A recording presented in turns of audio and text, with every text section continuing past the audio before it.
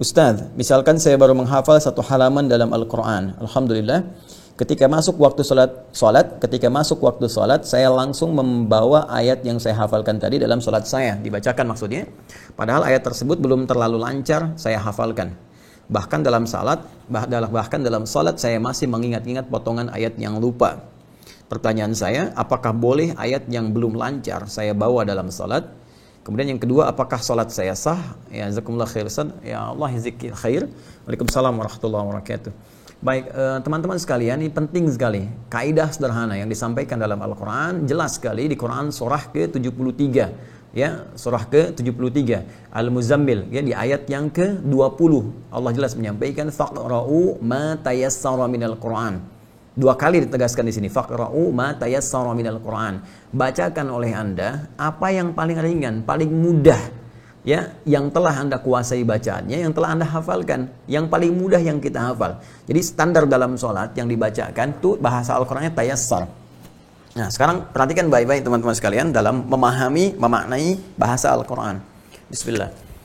Jadi kalau kita lihat bahasa Al-Qur'annya faqra'u, bismillah, ya. Ini nah ini tayassara minal Quran, seperti ini ya. Ini saya garis bawah yang ini, faqra'u ma tayassara minal Quran. Jelas ini ayat diturunkan dalam konteks bacaan dalam salat, ya. Surat apa yang dipilih oleh kita untuk dibacakan. Ya, walaupun konteks ayatnya terkait dengan dalam kondisi Nabi menunaikan salat tahajud yang beliau kerjakan dalam masa hidupnya sallallahu alaihi wasallam, namun demikian ini menjadi standar dalam bacaan-bacaan salat kita. Perhatikan baik-baik, jika kita menunaikan salat kata Allah, maka yang dibacakan dalam salat itu perintah Qur'annya ma tayassara. Apa saja yang sekiranya mudah, ya, untuk kita bacakan dari surah-surah Al-Quran atau dari ayat-ayat Al-Quran. Boleh jadi misalnya dari satu Al-Baqarah yang kita bacakan beberapa ayatnya, gitu kan? Maka kita katakan dari ayat-ayat Al-Quran. Atau bahkan kita pilih surah-surah tertentu dari Al-Quran. Di juz amma kan biasanya kita tampilkan seluruh ayatnya dalam satu surah jika surah itu dipandang pendek atau menengah. Nah, hanya kalimat tayassar ini, nanti ada ma, ada tayassar. Tayassar ini, teman-teman sekalian, korelasinya itu ada dua hal. Satu, yang telah dihafal, ya kan? Karena saat kita menghafal Al-Quran, itu redaksi menghafal, kemudahan menghafalnya, itu menggunakan akar kata yang sama, serupa hibridanya dengan tayassar. Kalau ini dari kata tayassar ya tayassaru, ya, kemudian dari dasarnya ketika menghafal menggunakan kata yassara, yuyassiru, ya, yassara, seperti ini. Yassara. Nah, sifatnya disebut dengan taisir namanya, ya, yassara. Ini disebutkan 4 kali di Quran surah ke-54. Ayat 17, ayat 22, di ayat 32, di ayat ke-40, ya. Seperti ini. Ayat 17, 22, 32, 40. Walaqad yassarnal Qur'ana lidzikri fahal mim muddakir. Dan sungguh jangan pernah ragukan, kami telah mudahkan Al-Quran untuk diingat, dihafalkan. Jadi ketika Allah menyebut kemudahan menghafal, itu menggunakan kata yassara. Jika yang dihafal itu telah mudah kita hafalkan, artinya telah hafal, maka berubah kalimatnya menjadi tayassar, seperti ini. Jadi ketika Allah sampaikan, kami telah mudahkan, Allah memudahkan, yassara itu memudahkan, yassarnal Quran, kami mudahkan. Jadi Allah memudahkan kepada kita untuk menghafalkannya. Begitu kita hafalkan dan menjadi mudah hafalan itu, maka berubah kalimatnya menjadi tayassar. Karena itu, perintah di Al-Quran ketika kita diminta membacakan ayat-ayat yang telah kita hafalkan itu, di dalam sholat kalimatnya menggunakan tayassar. Ingin memberikan kesan bahwa yang dibaca dalam sholat itu adalah ayat-ayat atau surat-surat yang telah kita hafalkan. Sehingga tidak memberikan beban kepada kita. Nah, jadi dari sini, jelas ketika kita akan menghafal itu kan kaidahnya dibuka dengan bacaan. Ya? Baca dengan baik dan benar. Karena itu Nabi sebelum ada perintah untuk kemudian menghafalkannya dan diberikan kemudahan dalam menghafal dengan ditanamkan dalam jiwa beliau, seperti disebut dalam Quran surah ke-75 Al-Qiyamah ayat 16 sampai dengan 18, la tuharrik bihi lisanaka lita'jala bihi inna 'alaina jam'ahu wa qur'ana fa idza qara'nahu fattabi' qur'ana. Sebelum sampai ke sini, bukankah perintah pembukanya dulu turun pertama wahyu di Quran surah 96 kan? Al-Alaq ayat 1 kan? Iqra bismi rabbikal ladzi khalaq sampai dengan 5-nya. Iqra, baca. Ya, baca tentunya dengan baik dan benar. Jadi yang dibacakan dalam sholat itu, satu, harus hafal bacaannya. Yang kedua, bacaannya baik dan benar. Karena itu, biasanya kaidah-kaidah dalam penunaian ibadah itu, kami para penghafal Quran atau bahkan para imam, itu dianjurkan untuk menghafal dulu sebelum menunaikan sholat. Nanti ketika digunakan dalam sholat, apa yang sudah kita hafalkan, dan bukan aib kalau kita kemudian menguatkan kembali misalnya pasca sholat. Ya, ini khususnya terkait dengan sholat fardu. Ya, fardu. Nah, ini poinnya.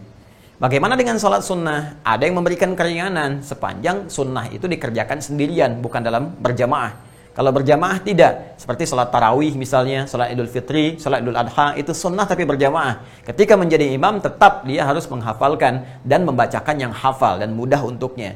Tapi ketika dia sholat sendirian, misalnya tahajud sendirian, kan? Bukan dalam konteks ini ya, perintah kepada Nabi untuk kita misalnya menghafal, kalau sekiranya memang hanya itu yang kita hafalkan, atau dalam konteks kita ingin menguatkan hafalan, maka boleh kita kemudian bacakan dengan catatan setidaknya ada 75% lah, di atas 75% yang telah kita hafalkan, sehingga yang kita baca itu adalah sesuai dengan standar kebolehan membaca. Ukurannya surah apa? Al-Kautsar. Inna a'tainakal kautsar fashalli lirabbika wanhar inna syani'aka huwal abtar. Anda ingin bacakan misalnya Al-Baqarah ayat 257 sampai 259. Sampai 257 Anda lancar, 258 enggak lancar. Nah, ini enggak apa-apa. Ya, Anda cukupkan 257, Anda bisa rukuk seketika gitu kan. Di situ nanti setelah Anda salam Anda kuatkan kembali.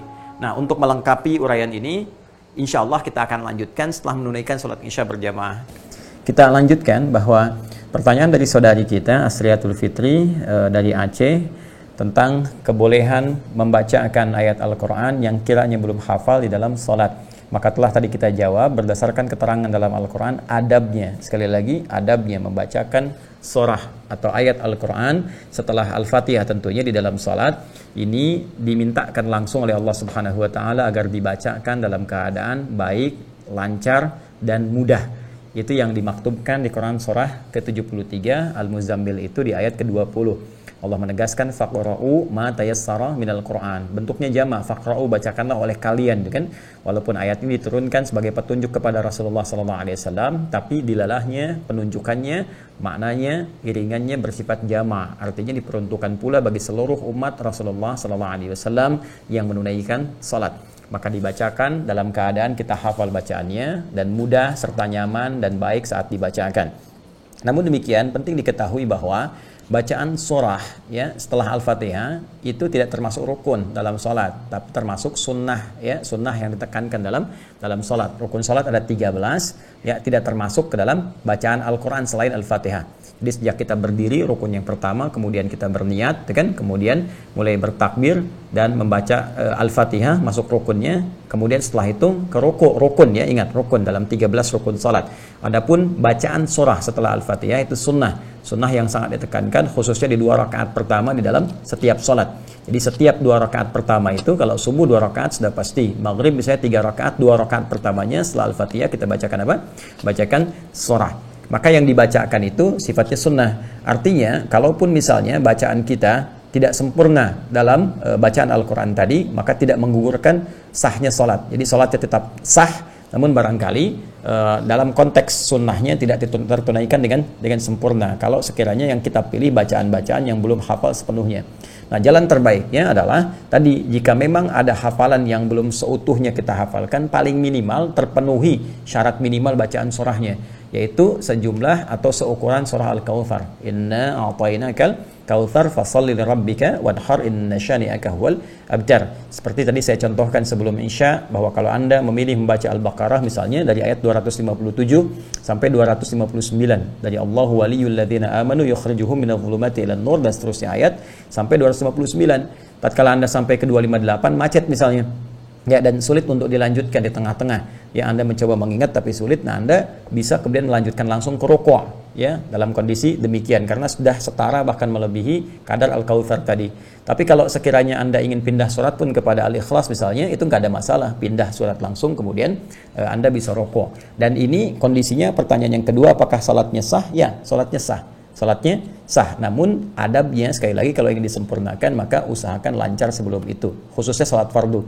Ada beberapa keringanan dalam salat sunnah seperti yang saya sampaikan tadi di awal sebelum salat Isya, bahwa dalam salat sunnah sepanjang bukan salat sunnah yang berjamaah Ya, seperti tarawih misalnya, seperti salat Idul Fitri, seperti salat Idul Adha, dan posisi Anda menjadi imam.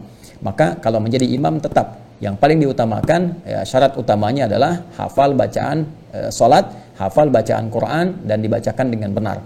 Ya, jadi kalau Anda salat sunnahnya yang sifatnya sendirian, salat duha misalnya, ya kan? Atau misalnya salat tahajud atau qiyamul lail di malam hari dalam konteks sendirian, dan Anda ingin mempraktekkan hafalan Al-Quran, maka boleh dengan sifat seperti ini. Sepanjang tadi setidaknya Anda ada bacaan yang diutamakan dulu dari 257 sampai 259, setidaknya 257-nya hafal dulu gitu kan. Baru yang lainnya kemudian Anda coba semaksimal mungkin sebelum sholat, Anda praktekkan dalam sholat, itu sah-sah saja dilakukan dan tidak membatalkan sholat. Sekali lagi, tidak membatalkan sholat karena itu bukan termasuk dari rukun sholat.